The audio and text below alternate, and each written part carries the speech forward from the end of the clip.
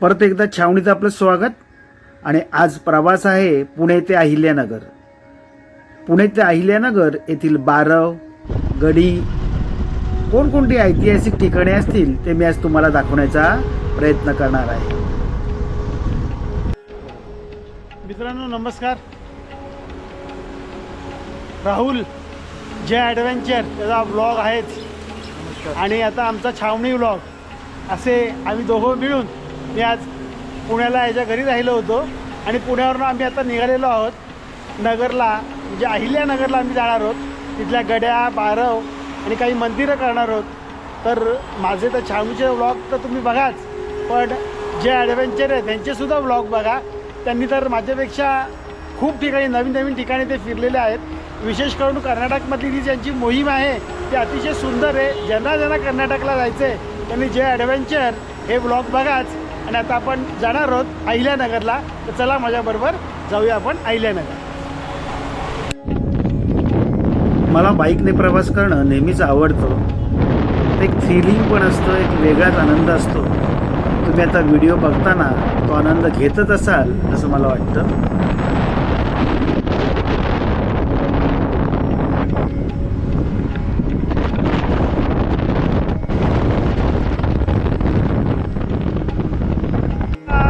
Bike ride पण होती आहे. समोर बघा तुम्ही, वातावरण किती सुंदर आहे.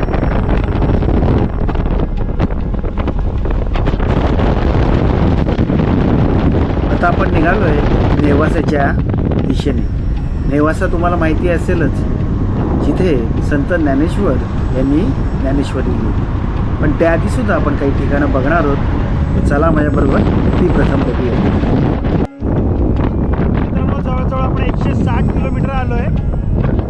हडपसरवरून निघालो होतो आणि आता आपण शनी शिंगणापूर इकडे पोहोचणार आहोत. शनी शिंगणापूरचं एक वैशिष्ट्य असं आहे की येथील जे घरांना दरवाजे नाही आहेत, म्हणजेच काय इथे चोऱ्या होत नाहीत. असं सुद्धा भारतामध्ये आणि ते सुद्धा महाराष्ट्रामध्ये असं एक गाव आहे. शनी शिंगणापूर इथे आलेलो आहोत. शनी शिंगणापूर देवस्थान. आपण काय थांबणार नाही आहोत इथे, कारण आपल्याला पुढे जायचं आहे, गड्याबिड्या करायच्या आहेत. सोनई गावात आलो आहे आपण आता. आणि ही बारव आहे सोनई गावाची. रोहन काळे यांनी याच्यावरती खूप परिश्रम केलेत. स्वच्छता स्थानिक लोकांनी ठेवायला पाहिजे, एवढं मात्र खरं आहे. आणि ती होत नाही आहे, हे दुःख पण आहे. असे हे पायऱ्या आहेत उतरायला.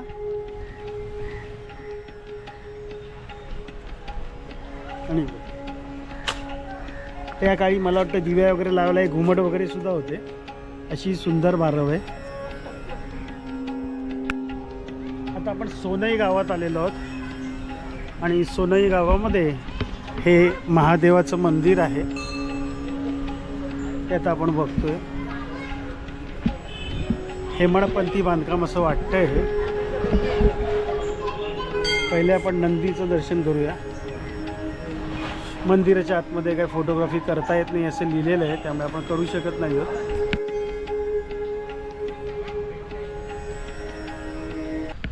आपल्याला परवानगी मिळाल्यामुळे आपण हे सगळं शूटिंग करतोय. जे ॲडव्हेंचरचे राहुल पण आहेत त्यांच्यामुळे हे सगळं बघायला मिळतं आहे आम्हाला.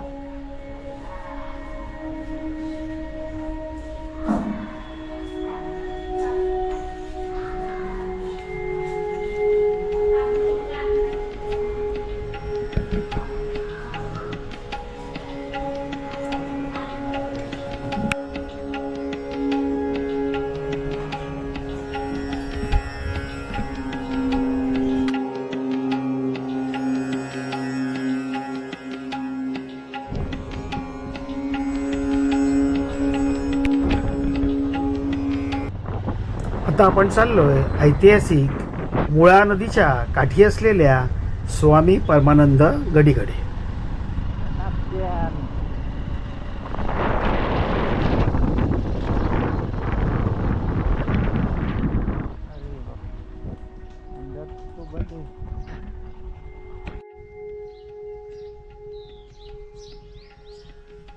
खेळले परमानंद गडी.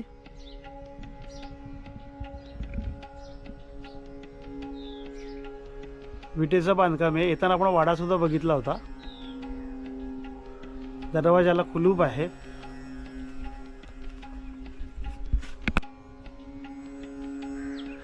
असे बुरुज आहेत, सगळे मातीने बांधलेला बुरुज आहे हा. तुम्ही नीट बघाल तर वरती पाण्याची टाकी आहे. आतमध्ये काय आपल्याला जाता येत नाही आहे. बघू, प्रयत्न करू. इथून आपण आतमध्ये गेलो.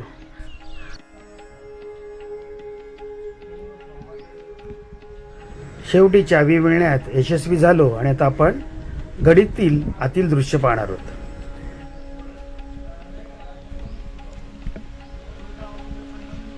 हा आजूबाजूचा परिसर, देऊळ आहे आतमध्ये.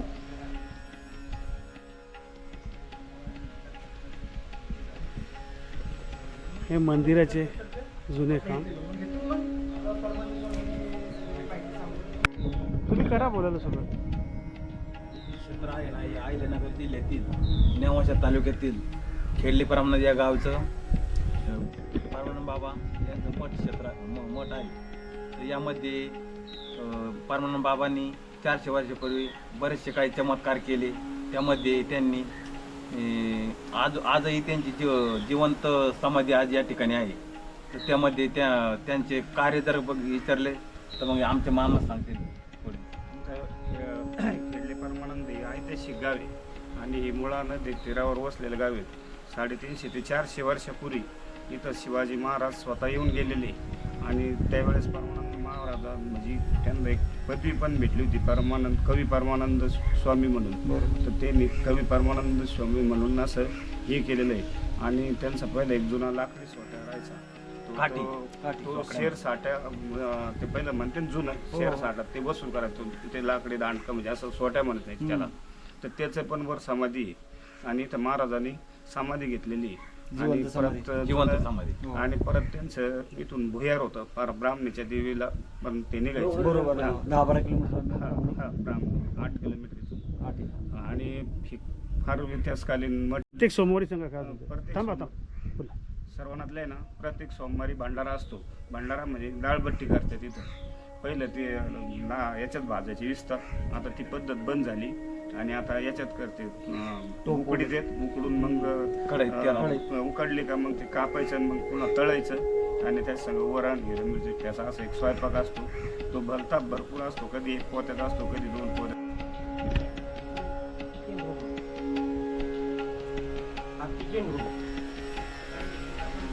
हा वरती जाण्याचा रस्ता आहे.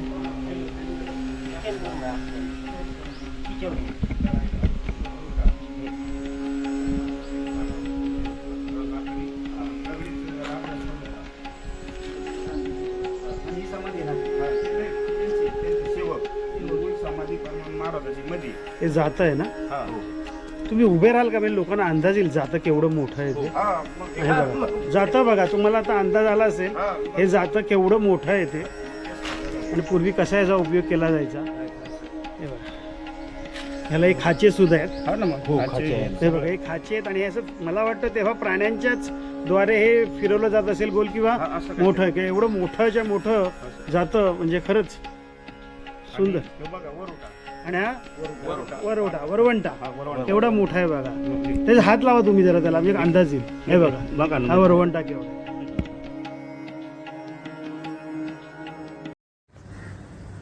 आता आपण गडीच्या आतमध्ये प्रवेश करत आहोत. असं वाकून जावं लागतं खालती. या खाली ज्या टाईल्स लावलेल्या आहेत त्या नव्याने बांधलेल्या आहेत. हा गडीच्या आतील तुम्ही जो परिसर बघताय हा सर्व आत्ता केलाय. बाजूचा परिसर मात्र जुना आहे. तेथूनच आपल्याला जिवंत समाधी बघायला जायचंय. तिथे सुद्धा असंच वाकून जावं लागतं आपल्याला.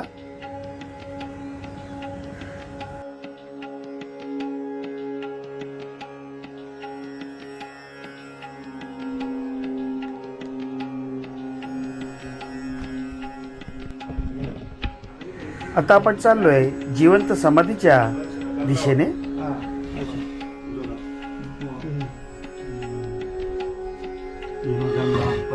बसल्याची गादी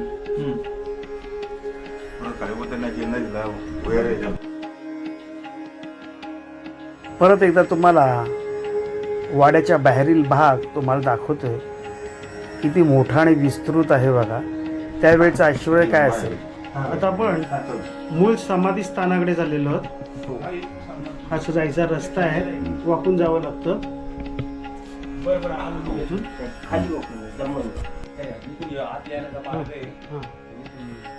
जसं आपण येतो ना डायरेक्टली तसं मेन समाधी पाठीमागे परमानंद महाराजाची. ही समाधी हा ही मेन समाधी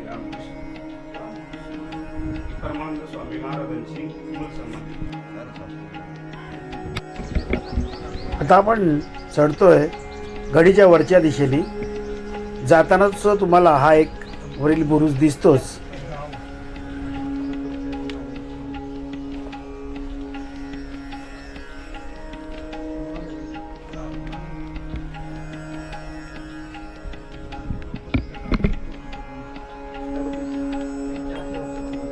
पायऱ्या मात्र या जुने.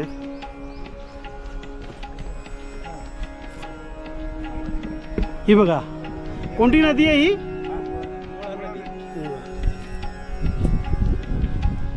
किनाऱ्यावरती गडी बसलेली आहे.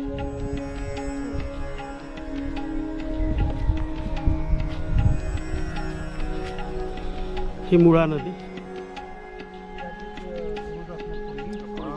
बुरुज येतो आता. दोन होते समाधी पांडुका आहे.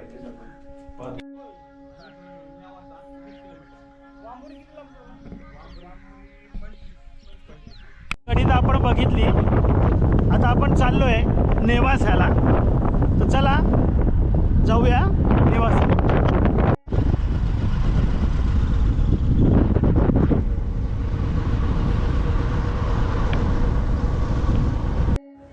नेवासाला जाताना आपण बऱ्याच गोष्टी बघणार आहोत. जाताना हा नगरकोट सुद्धा लागला. पूर्वी ह्या किल्ल्याच्या आतमध्ये वस्ती असायची. अशा बऱ्याच गोष्टी तुम्हाला मी दाखवणार आहे. तत्पूर्वी हा व्हिडिओ तुम्हाला कसा वाटला हे कमेंटमध्ये मला जरूर कळवावे. ज्यांना ज्यांना इतिहासाची आवड आहे त्यांना शेअर करावे. म्हणून परत एकदा छावणीतर्फे आपले खूप खूप धन्यवाद. आता आपण चाललोय नेवासाच्या दिशेने आणि तुम्हाला ही जी कोटाची माहिती आहे ही मी तुम्हाला देणारच आहे.